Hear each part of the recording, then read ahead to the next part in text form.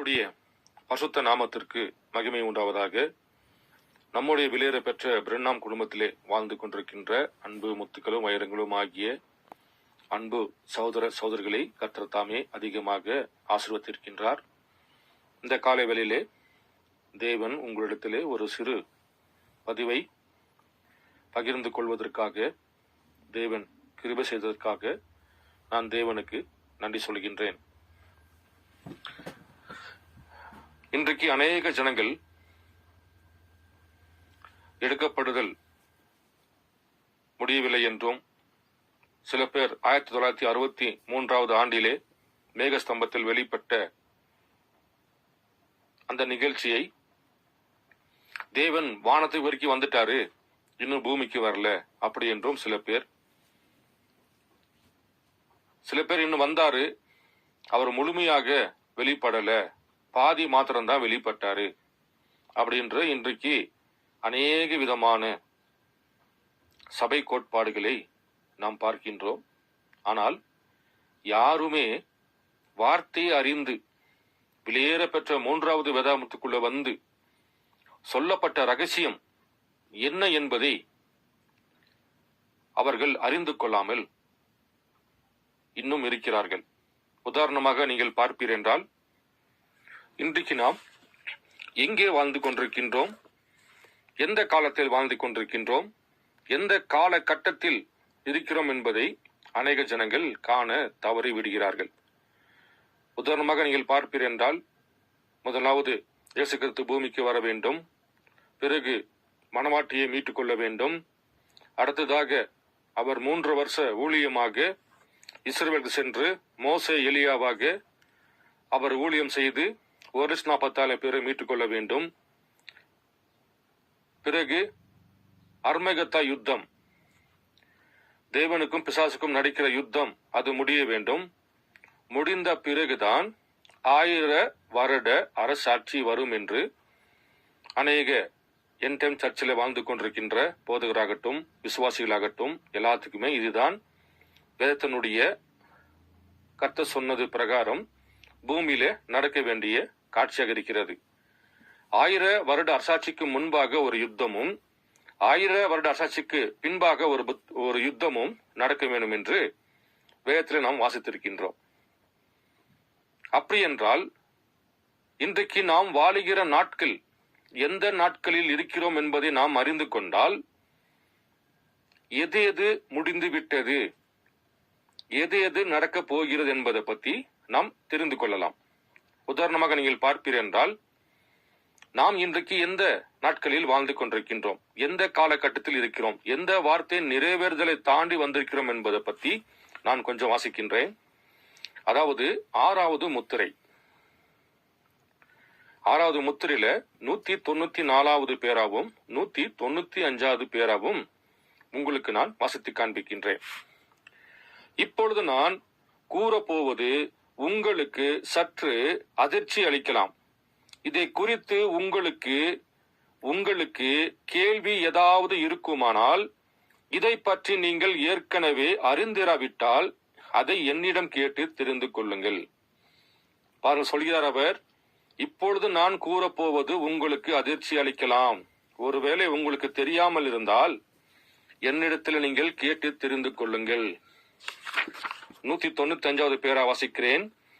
1000 வருட அரசாட்சியின் போது இஸ்ரவேல் ஒரு நாடாக இருக்கும், இஸ்ரவேலின் 12 கோத்திரங்களும் ஒரு நாடாக அப்பொழுது இருக்கும்.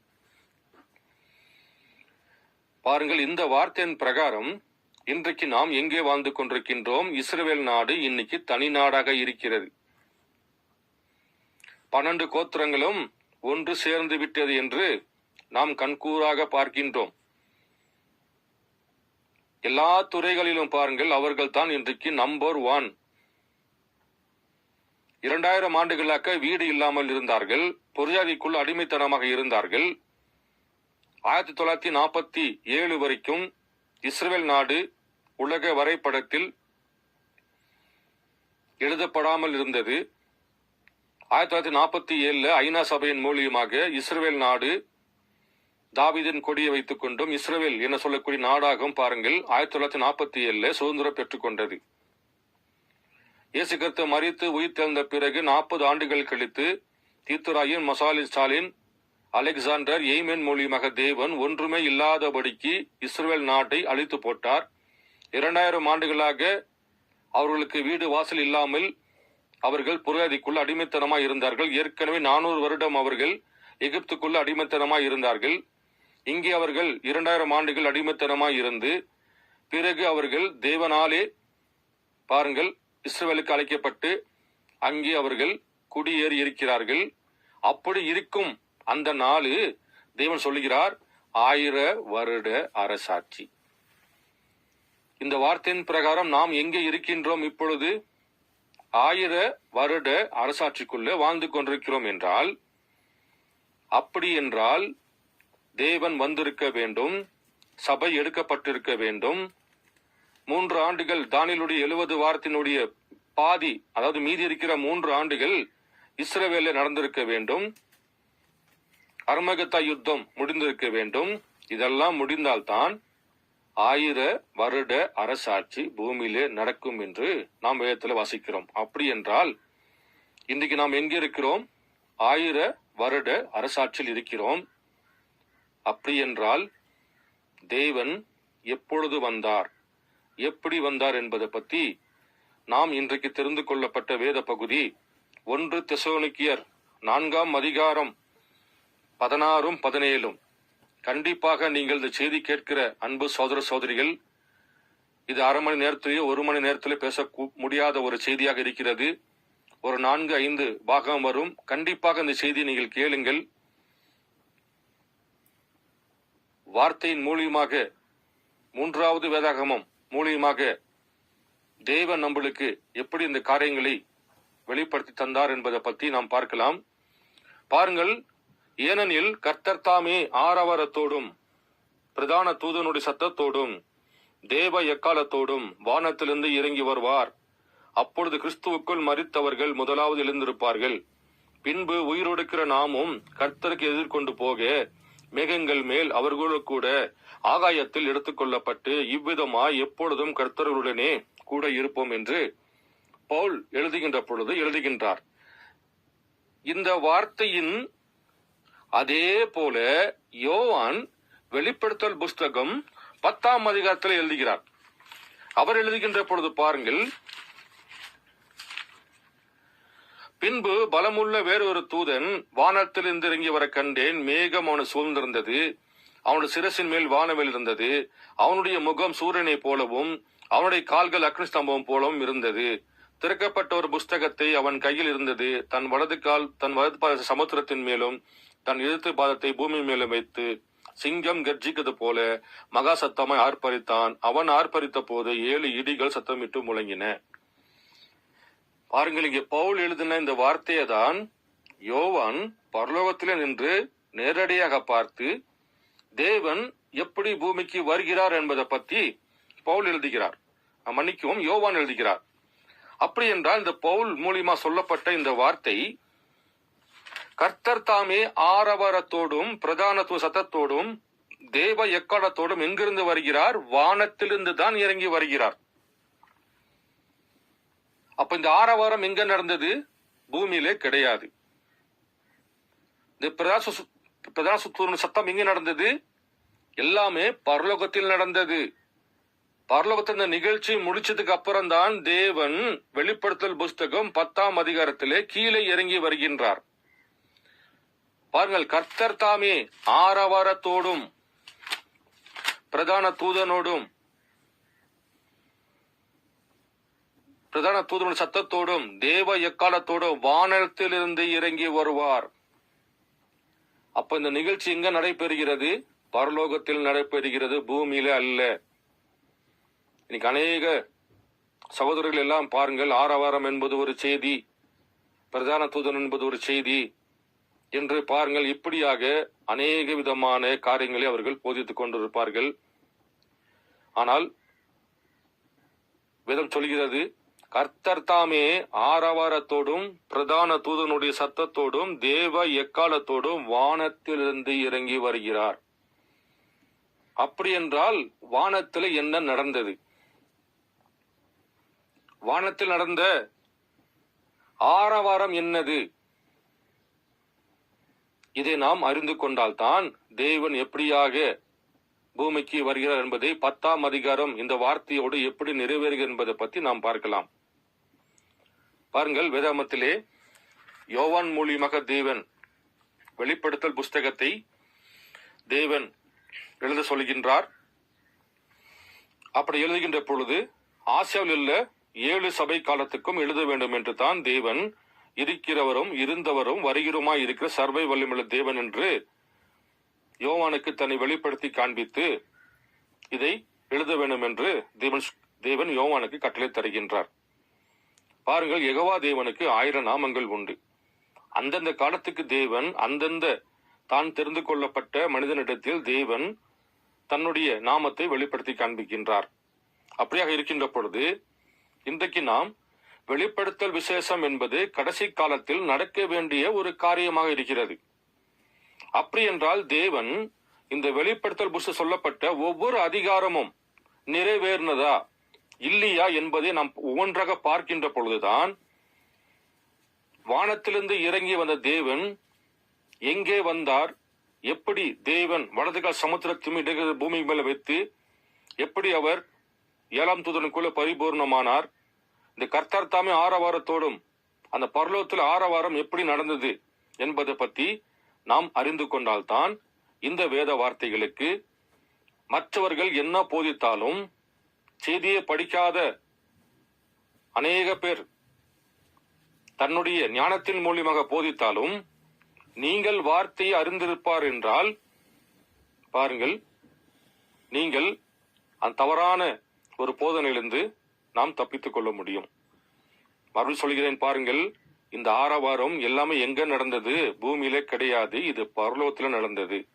அப்படி என்றால் வேதம் சொல்கிறது 1ஆம் அதிகாரத்திலிருந்து 3ஆம் அதிகாரம் வரைக்கும் தான் புறஜாதிக்கென்று கொடுக்கப்பட்ட ஒரு காலமாக இருக்கிறது.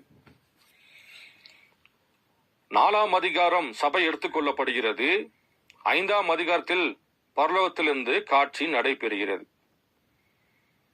அப்போ இந்த பரலோகத்தில் நடக்கப்பட்ட காட்சி யோவானுக்கு முன்பாக தேவன் லைவாக எல்லாத்தையும் காண்பித்த பிறகுதான் தேவன் மறுபடியுமாக பூமிக்கு வந்து முத்திரைகளை திறந்து கொடுத்து மணவாட்டியை மீட்டுக் கொள்கிறார். அப்படி என்றால் நாம் வேதத்தின் அதாவது 3வது வேதகமத்திலே தானியலின் 70 வாரங்கள் த 70 வீக் ஆஃப் தானியல் என்ற செய்தி ஜூலை மாசம் 30ஆம் தேதி 1961ஆம் ஆண்டிலே காலையில் கொடுக்கப்பட்ட செய்தியிலே அநேக விதமான ரகசியங்கள் இதுக்குள் அடங்கி இருக்கிறது. முதலில் நாம் இந்த சபை காலங்கள், தேவன் புரஜாதி கொடுக்கப்பட்ட காலம் அது எது வரைக்கும், பரலோகத்திலே சொல்லப்பட்ட இந்த ஆரவாரம் அது எது வரைக்கும், இன்னும் அநேக விதமான காரியங்கள் தேவன் இந்த வெளியேறு பெற்ற 3வது வேதகமத்திலே பேசியிருக்கின்றார். அதை பற்றி நான் உங்களுக்கு கொஞ்சம் வசதி காண்பிக்கின்றேன். முதலாவது நாம் பார்ப்போம் என்றால் தானியலுக்கு கப்ரியேல் அறிவுறுத்தியவைகள் என்ற செய்தியில 37வது பேராவை நான் கொஞ்சம் வாசித்து காண்பிக்கிறேன்.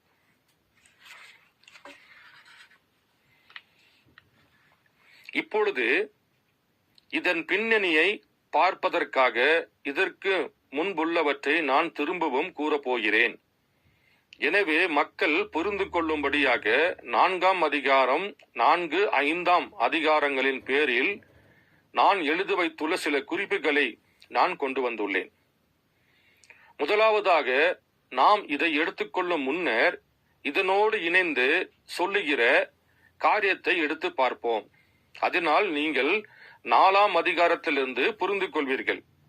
3ஆம் அதிகாரம் லவோதிக்கேயா சபையின் காலம் என்பதை நினைவில் கொள்ளுங்கள். லவோதிக்கேயா முடிவில் சபையானது எடுத்துக்கொள்ளப்படுகிறது. பாருங்கள், 3ஆம் அதிகாரம்தான் புறஜாதிக்கென்று சபை காலத்துக்கென்று கொடுக்கப்பட்ட 3ஆம் அதிகாரம் தான் வார்த்தையாக இருக்கிறது. அந்த 3ஆம் அதிகாரம் முடிவடைகின்ற பொழுது சபையானது எடுத்துக்கொள்ளப்படுகிறது. 10ஆம் அதிகாரத்துல தான் தேவன் முத்திரையை திறக்கின்றார். அப்படி என்றால் 10ஆம் அதிகாரமே நிறைவேறிவிட்டது. இன்னைக்கு நம்முடைய எல்லா வீட்டிலும் பாருங்கள், முத்திரை புஸ்தகத்தில் வைத்துக் கொண்டிருக்கின்றோம். 10ஆம் அதிகாரம் தேவன் முத்திரை திறந்து கொடுத்த காரியம் பூமியிலே நிறைவேறிவிட்டது. அப்படி என்றால் 3ஆம் அதிகாரம் எப்படி நிறைவேறாமல் இருக்கும்? பாருங்கள், 3ஆம் அதிகாரம், 4ஆம் அதிகாரம், 5ஆம் அதிகாரம், 6ஆம் அதிகாரம், 7ஆம் அதிகாரம், 8ஆம் அதிகாரம், 9ஆம் அதிகாரம் எல்லாம் நிறைவேறுகின்ற பொழுதுதான் 10ஆம் அதிகாரத்தில் தேவன் பூமிக்கு வருகிறார். அப்படி என்றால் 3ஆவது அதிகாரம் எப்படி நிறைவேறினது என்பதை பற்றி நான் கொஞ்சம் உங்களுக்கு வாசித்து காண்பிக்கின்றேன். பாருங்கள், அதிலே 41வது பேராவை நான் வாசிக்கிறேன். இப்பொழுது சபை காலங்கள் முடிவுற்ற பிறகு உடனே 4ஆம் அதிகாரத்தில் யோவான் மேலே எடுத்துக்கொள்ளப்படுகிறான். மேலே எடுத்துக்கொள்ளப்பட்ட யோவான் அதற்கு முன்பாக சபை காலங்கள் முழுவதையும் கண்டான். யோவான் யாருக்கு அடையாளமாக இருக்கின்றான்? மணவாட்டிக்கு அடையாளமாக இருக்கின்றான். அப்ப 3ஆம் அதிகாரத்தில் லவோதிகா சபைக்கு தேவன் வருகின்றார். எப்படி வருகின்றார்? வெளிப்படுத்தல் புஸ்தகம் 3ஆம் அதிகாரம் 20ஆம் வசனத்திலே, இதோ வாசல் படி நின்று கதவை தட்டுகிறேன், ஒருவன் கதவை திறந்தால் அவனிடத்தில் நான் போஜன பானம் பண்ணுவேன் என்று. யாரு கதவை தட்டினது? இயேசு கிறிஸ்துவாக பிரண்ணமாக வெளிப்பட்ட இயேசு கிறிஸ்து தான் கதவை தட்டினார். ஒருவரும் கதவை திறக்கவில்லை. பாருங்கள், 3ஆம் அதிகார தேவன் கதவை தட்டினார், ஒருவனும் கதவை திறக்கவில்லை. பாருங்கள், 4ஆம் அதிகாரத்தில் யோவானே தேவன் பரலோகத்துக்கு அழைக்கிறார். யோவான் மணவாட்டிக்கு ஒரு அடையாளம். அப்ப யோவானை போலவே புறஜாதிக்குள்ள இருந்த தேவன் லவோதிகா சபைக்கு வந்து கதவை தட்டி, உன்னிடத்தில் நான் போஜனம் பானம் பண்ணுவேன். இயேசு கிறிஸ்து அப்போஸ்தலரிடத்திலே சொல்லப்பட்ட 2வது கோல்ட்டி தான் தன்னுடைய உடலுக்கு அடையாளம் அப்பமாகவும் தன் ரத்தத்துக்கு அடையாளம் திராட்சரசமாகவும் தேவன் ஒரு மாதிரியை காண்பிக்கிறேன், எது வரைக்கும்? நான் மறுபடியும் பூமிக்கு வர வரைக்கும். பாருங்கள், அவர் எளிமையாக வெளியே வந்து லவோதிகா சபையுடைய கதவை தட்டுகின்றார். ஒருவனும் கதவை திறக்கவில்லை. கதவை திறந்திருப்பார் என்றால் தேவன் அவரிடத்தில் ஒரிஜினல் ராபோஜனமாகிய வார்த்தையை, ரகசியங்களை தேவன் அவனிடத்தில் பகிர்ந்து கொள்ள வேண்டும் என்று கதவை தட்டினார். ஒருவனும் கதவை திறக்கவில்லை. பிறகு 3ஆம் அதிகாரம் லவோதிகா சபை எடுத்துக்கொள்ளப்படுகிறது. பாருங்கள், நான் வாசிக்கின்றேன். இப்பொழுது சபை காலங்கள் முடிவுற்ற பிறகு உடனே 4ஆம் அதிகாரத்தில் யோவான் மேலே எடுத்துக்கொள்ளப்படுகிறான். அதுதான் ராப்சர். பாருங்கள், எவ்வளவு காலம் நாம் கடந்து வந்து விட்டோம். ஆனால் இன்றைக்கும் எடுக்கப்படுதல் நடக்கவில்லை. அவரு வரணும், இவரு வரணும் என்று காத்து கொண்டிருக்கின்றார்கள். ஆனால் மேல் எடுத்துக்கொள்ளப்பட்ட யோவான் அதற்கு முன்பாக சபை காலங்கள் முழுவதையும் கண்டான். அந்த இடத்தில் நான் ஒரு வினாடியை நிறுத்திவிட்டு புறஜாதிகளின் காலத்தில் ஏதோ ஒரு மகத்தான பெரிய வல்லமையான காரியம் நடைபெற வேண்டும் என்று அநேகர் எதிர்பார்த்துகிறார்களே, அவர்கள் தவறாக இருக்கிறார்கள் என்று கூறிட நான் விரும்புகிறேன். பாருங்கள், 3ஆம் அதிகாரத்திலே சபையானது எடுத்துக்கொள்ளப்பட்டாச்சு. வில்லியம் மரியன் பிரண்ணாம் லவோதிகா சபையின் தூதனாக நின்று கொண்டு பிரசங்கம் பண்ணுகின்ற பொழுது பாருங்கள், அவர் அங்கே பரலோகத்துக்கு எடுத்துக்கொள்ளப்படுகிறார். நீங்கள் 6ஆம் முத்திரையில் வாசித்திருக்கலாம். பரலோகம் சென்று தன்னுடைய தாயை பார்க்கின்றார். அங்கு இருக்கிற அநேக ஜனங்களை, விசுவாசிகளை பார்க்கின்றார். நெவிலை பார்க்கின்றார், ஓப்பை பார்க்கின்றார், மேடாவை பார்க்கின்றார், தன் மகளை பார்க்கின்றார். பாருங்கள், அங்கே எடுத்துக்கொள்ளப்படுகிறது. அன்பு சகோதர சகோதரிகளே, பாருங்கள் எப்படிப்பட்ட ஒரு காரியம் என்று. யோவான் பத்மன் தீவில் இருந்தார். யோவான் அப்படியே இந்த மாம்சக்கூறிய சரீரத்தோடு போயிட்டாரா? அது பிரண்ணாம் தன் வீட்டின் படுக்கறையில படுத்துக் கொண்டிருந்தார். இந்த மாம்ச சரீரத்தோடு போயிட்டாரா? இல்லவே இல்லை. யோவானுடைய பாடி எங்கே இருந்தது? சிறைச்சாலைக்குள்ள இருந்தது. ஆவி மாத்திரமே சென்றது. அதே போல பிரண்ணாம் தன்னுடைய படுக்கறையில படுத்துக் கொண்டிருந்தார். தன் ஆவி மாத்திரம் சென்றது. பரலோகத்திலிருந்து தன்னுடைய படைக்குரிமை பார்க்கின்றார். இவருடைய உடல் அங்கு படுத்திருந்ததாக நாம் செய்தியில் வாசிக்கின்றோம். அந்த நேரம்தான் பாருங்கள் சபையானது எடுத்துக்கொள்ளப்பட்டது என்று வேதம் சொல்லுகிறது. ஆனால் இன்றைக்கு புறஜாதியார்கள் என்னமோ நடக்க வேண்டும் என்று அதே விதமான காரியத்தை நோக்கி பார்த்து கொண்டிருக்கிறார்கள். சொல்கிறார் அவர்கள் தவறாக இருக்கிறார்கள். சபை எடுத்துக்கொள்ளப்பட்ட பிறகு புறஜாதிக்குள்ள ஒன்றுமே நடக்காது என்று தேவன் வெளிப்படுத்தி காண்பிக்கின்றார். பாருங்கள், ராப்சர் நடந்தது எங்கே? அதுக்குத்தான் உதாரணமாக அவர் நான் பரலோகம் சென்றேன், தன் மனமாட்டியை பார்த்தேன் என்று தேவன் சொல்லுகின்றார். பாருங்கள், நான் மேலும் வாசிக்கிறேன். புறஜாதிகளின் காலத்தில் ஏதோ ஒரு மகத்தான பெரிய வல்லமையான காரியம் நடைபெற வேண்டும் என்று அநேகர் எதிர்பார்த்து கொண்டிருக்கிறார்களே, அவர்கள் தவறாக இருக்கிறார்கள் என்று கூறிட நான் விரும்புகிறேன். சபை காலங்களை பற்றியும் புறஜாதிகளின் ஆளுகை நடைபெற போகிற அனைத்து காரியங்களை பற்றியும் உள்ள விஷயங்களும் வெளிப்படுத்தல் விசேஷம் 1ஆம் அதிகாரம் முதல் 3ஆம் அதிகாரம் உடைய உள்ள அதிகாரங்களில் குறிப்பிடப்பட்டு உள்ளது. பாருங்கள், புறஜாதிக்கு என்று கொடுக்கப்பட்ட சபை காலம் 1ஆம் அதிகாரத்திலிருந்து 3ஆம் அதிகாரம் வரைக்கும் தான். 3ஆம் அதிகாரத்தில் தேவன் லவோதிகா சபை கதவை தட்டுகிறார். ஒருவனும் கதவை திறக்கவில்லை. 4ஆம் அதிகாரம் பரலோகம் திறக்கப்படுகிறது. யோவான் ஒரு சபைக்கு அடையாளம். பாருங்கள், இரண்டாமும் பரலோகத்துக்கு எடுத்துக்கொள்ளப்பட்டார். அதோடு சபை காலம் முடிவடைகிறது. ஸ்தாபனத்தின் காலங்களும் சபையின் காலங்களும் முடிந்த பின்னரே தேவன் முத்திரை உடைக்கின்றார். 7 சபை காலத்துக்கும் 7 முத்திரைக்கும் இடையே உள்ள பிளவில் பாருங்கள், நீங்கள் 40வது பேரா முதல் 53 வரைக்கும் வாசித்து பாருங்கள். சபை காலங்களும் ஸ்தாபனத்தின் காலங்களும் முடிந்த பின்னர் தான் தேவன் முத்திரையை உடைத்து ஜனங்களுக்கு ரகசியங்களை வெளிப்படுத்துகிறார். அப்படி என்றால் முத்திரை உடைத்து நம்முடைய வீட்டில் அநேக விதமான செய்திகளை முத்திரையின் புஸ்தகத்தில் வைத்துக் கொண்டிருக்கின்றோம். முத்திரை உடைத்து விட்டார். அப்படி என்றால் முத்திரை உடைப்பதற்கு முன்பாக சபையானது எடுத்துக்கொள்ளப்படுகிறது. பாருங்கள், 1 முதல் வெளிப்படுத்தின விசேஷம் 1ஆம் அதிகாரத்தின் முதல் 3ஆம் அதிகாரத்தில் குறிப்பிடப்பட்டுள்ளது. அதன் பிறகு சபையானது மகிமையில் எடுக்கப்படுகிறது. அதன் பிறகு 19ஆம் அதிகாரம் உடைய உள்ள காரியங்கள் எல்லாம் பாருங்கள் யூத இனத்திற்கு நேரடிகிற காரியங்கள் ஆகும். 1 முதல் 3 வரைக்கும் தான் சபை காலத்துக்கு கொடுக்கப்பட்ட காரியம். 3ஆம் அதிகாரத்தில் சபை எடுத்துக்கொள்ளப்பட்ட பிறகு 19வது அதிகாரம் வரைக்கும் பாருங்கள் 3 ஆண்டுகளுக்குரிய தானியேலுடைய 70 வாரத்தில் சொல்லப்பட்ட அந்த 3 ஆண்டுகள் பாருங்கள் இந்த 4ஆம் அதிகாரத்திலிருந்து 19ஆம் அதிகாரம் வரைக்கும் பாருங்கள் நடக்கப்படுகிற காரியம் இஸ்ரவேல் ஜனங்களுக்கு தான். பாருங்கள், மேலும் வாசிக்கிறேன். அதன் பிறகு சபையானது மகிமை எடுக்கப்படுகிறது. அதன் பிறகு 19ஆம் அதிகாரம் முடிய உள்ள காரியங்கள் எல்லாம் யூத இனத்திற்கு நேரடிகிற காரியங்களாகும். சபையானது உன்னதத்திற்கு எடுக்கப்பட்ட பிறகு உள்ளதாகும். இவையெல்லாம் அப்பொழுது மகா உபத்திரவ காலமாகும். உபத்திரவ காலம் எப்பங்க வருது? பாருங்கள், இன்னைக்கு அநேக பேர் உபத்திரவ காலம் வரலன்னு சொல்லிக் கொண்டிருக்கிறார்கள். நாம் வாழ்ந்து கொண்டிருக்கிற காலம் மகா உபத்திரவ காலம். பாருங்கள், சபை உன்னதற்கு எடுத்துப்பட்ட பிறகு உள்ளதாகும். இவையெல்லாம் அப்பொழுது மகா உபத்திரவ காலமாகும். அப்பொழுது புறஜாதிகள் அவர்கள் வெட்டப்படுவதை தவிர வேறு ஒன்றும் நடைபெறப் போவதில்லை. எனவே நாம் அவைகளை எடுத்துக்கொண்டு பார்ப்போமாக. ஆனால் சபையானது வெளிப்படுத்தின விசேஷம் 3ஆம் அதிகாரத்தின் கடைசி வசனத்திலேயே கடைசி சபை காலமாகிய லவோதிகா சபை காலம் முடிவுற்ற உடனேயே எடுத்துக்கொள்ளப்பட்டு விடுகிறது. அன்பு சகோதர சகோதரி, நன்றாக புரிந்து கொள்ளுங்கள். 10ஆம் அதிகாரம் முத்திரை திறக்கப்பட்டது என்றால் 3ஆம் அதிகாரம் நிறைவேறித்தான் ஆக வேண்டும். அப்படி என்றால் 3ஆம் அதிகாரத்தில் பாருங்கள் 2ஆம் பரலோகத்துக்கு எடுத்துக்கொள்ளப்பட்டதுக்கு இது ஒரு அடையாளமாக இருக்கின்றது.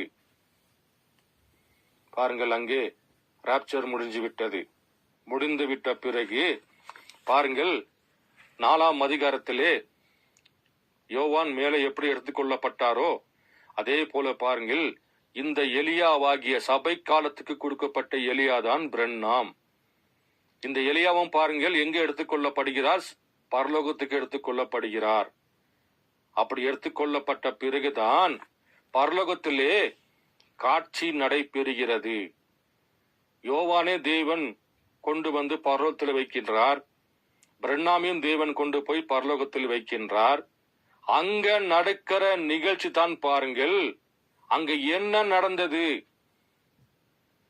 இந்த நிகழ்ச்சி நம்ம வாஸ்தவமே 1 தெசலோனிக்கேயர் 4ஆம் அதிகாரம் 16, 17 கர்த்தர் தாமே ஆரவாரத்தோடும் பிரதான தூதனுடைய சத்தத்தோடும் தேவ எக்காலத்தோடும் வானத்திலிருந்து கீழே இறங்கி வருகிறார். அப்ப 4ஆம் அதிகாரத்திலே பாருங்கள், எடுத்துக்கொள்ளப்பட்ட பிரண்ணாமையே அங்க பரலோகத்திலே ஒரு நிகழ்ச்சி நடைபெறுகிறது. அந்த நிகழ்ச்சி தான் மகத்துவமான காரியம். இந்த நிகழ்ச்சி தான் அநேக ஜனங்கள் கண்டு கொள்ள முடியவில்லை. ஏனென்றால் ஒரு சபை ஸ்தாபன கோட்பாடுகள், மனித ஞானங்கள் அவர்களை காண விடாமல் விட்டுவிடுகிறது. ஒரு போதகருக்கு ஒரு டவுட் வரும் என்றால் பாருங்கள், அவர்கள் செய்தி எடுத்து அவர்களா படித்து தேட மாட்டார்கள். ஒரு 10 போதர்களை அமர வைத்து அந்த 10 போதர்கள் நிமித்தமாக யாரு அதிகமான மெஜாரிட்டியாக ஒரு வார்த்தை சொல்லுகிறார்களோ அது தான் அவர்கள் கொடுக்கப்பட்ட வெளிப்பாடு. அப்படியே கொண்டு என்ன பண்ண சபைக்கு போதித்து விடுவார்கள். ஒரு சந்தேகம் வருகின்ற பொழுது செய்தி ஆழத்தில் உட்கார்ந்து கர்த்தரிடத்தில் முழங்கால் படியிட்டு கர்த்தரிடத்தில் ஜெபித்து வேத வார்த்தைகள் ஆராய்ந்து சபைக்கு யாருமே தருவது இல்லை. ஒரு டவுட் வந்தால் உடனே போன் அடிச்சு, பிரதர் இந்த மாதிரி சகோதரருக்கு சொல்றார், ஐயோ பிரதர் தவறு பிரதர். மறுபடியும் நம்ம ஏதாவது ஒரு வார்த்தை நம்ம போடுவோம் என்றால் மறுபடியும் இன்னொரு சகோதரருக்கு போன் அடிச்சு, பிரதர் இந்த மாதிரி ஊட்டியில ஒரு ஜெரால் பிரதர் ஒருத்தர் இருக்கிறாரு, அவர் இந்த மாதிரி காரியம் பேசுறாரு, ஐயோ பிரதர் அப்படியே தப்பு பிரதர். பாருங்கள், செய்தி யாரும் பார்ப்பதில்லை. அல்லது சபையோர் ஒருவர் டவுட்டு கேட்பார் என்றால் பாருங்கள், உடனே பாஸ்டருக்கு ஒரு மீட்டிங் போட்டு விட்டு அதிலே அமர்ந்து கொண்டு மெஜாரிட்டியாக யாரு வெளிப்பாடுகளை சரி என்று சொல்கிறார்களோ அதை தான் சபைக்கு கொண்டு வந்து போதிப்பார்கள் தவிர தானாக அமர்ந்து கர்த்தரிடத்தில் முழங்காலி படுபட்டு 3வது வேதாகமத்தையும் பழைய ஏற்பாடு புதிய ஏற்பாடு ஆராய்ந்து பார்த்து ஒரே நேர்கோட்டில் வார்த்தை அவர்கள் பொருத்த மாட்டார்கள். ஏனென்றால் செய்தியை யாருமே வாசிப்பது இல்லை. 2-3 செய்தி வாசித்தவனை நானும் செய்தி படிச்சிருக்க சொல்லி பாருங்கள், அவர்கள் கர்த்தருடைய வார்த்தையை தவறி விடுகிறார்கள். பாருங்கள், பரலோகத்தில தான் அந்த ஆரவாரம் நடைபெறுகிறது. பாருங்கள், மேலும் இன்னொரு பேராவை நான் வாசிக்கின்றேன். பாருங்கள், இங்கே இந்த பூமியிலே நடக்கிற காரியம் என்று அனைகள் போதித்துக் கொண்டு இருக்கையிலே வேதம் சொல்கிறது, கர்த்தர் தாமே ஆரவாரத்தோடும் பிரதான சத்தத்தோடும் தேவ எக்காலத்தோடும் வானத்திலிருந்து இறங்கி வருகிறார். அப்படி என்றால் இந்த ஆரவாரம் எங்கே நடந்தது? பரலோகத்தில் நடந்தது. இந்த பிரதான சத்தம் எங்கே கேட்கப்பட்டது? பரலோகத்தில் கேட்கப்பட்டது. தேவ எக்காலம் எங்கு துணிக்கப்பட்டது? பரலோகத்தில் துணிக்கப்பட்டது. அப்போ அங்கெல்லாம் அந்த நிகழ்ச்சி முடிச்ச பிறகுதான் தேவன் 10ஆம் அதிகாரத்திலே தேவன் கீழே இறங்கி வருகிறார். நன்றாக புரிந்து கொள்ளுங்கள். வெளிப்படுத்தல் 1ஆம் அதிகாரத்திலிருந்து 3ஆம் அதிகாரம் வரைக்கும் தான் புறஜாதிக்கென்று கொடுக்கப்பட்ட சபை காலம். வெளிப்படுத்தல் புஸ்தகம் 3ஆம் அதிகாரத்தில் 20ஆம் வசனத்திலே பாருங்கள், தேவன் லவோதிக்க சபைக்கு வந்து கிறிஸ்துவாக நின்று கொண்டு கதவை தட்டுகிறார். ஒருவன் கதவை திறந்தால் அவனத்தில் நான் போஜன பானம் பண்ணென்று தேவன் கதவை தட்டினார், ஒருவனும் கதவை திறக்கவில்லை. பிறகு பாருங்கள், வெளிப்படுத்தல் புஸ்தகம் 4ஆம் அதிகாரம் 1ஆம் வசனத்திலே பரலோகம் திறக்கப்படுகிறது. யோவான் எப்படி எடுத்துக்கொள்ளப்பட்டாரோ அதே போல பாருங்கள், பிரண்ணாமும் பரலோகத்தில் எடுத்துக்கொள்ளப்பட்டு பரலோகத்தில் நடைபெற நிகழ்ச்சிகளை அங்கு எல்லாம் பார்க்கிறார்கள். யோவான் பார்க்கிறார்கள்,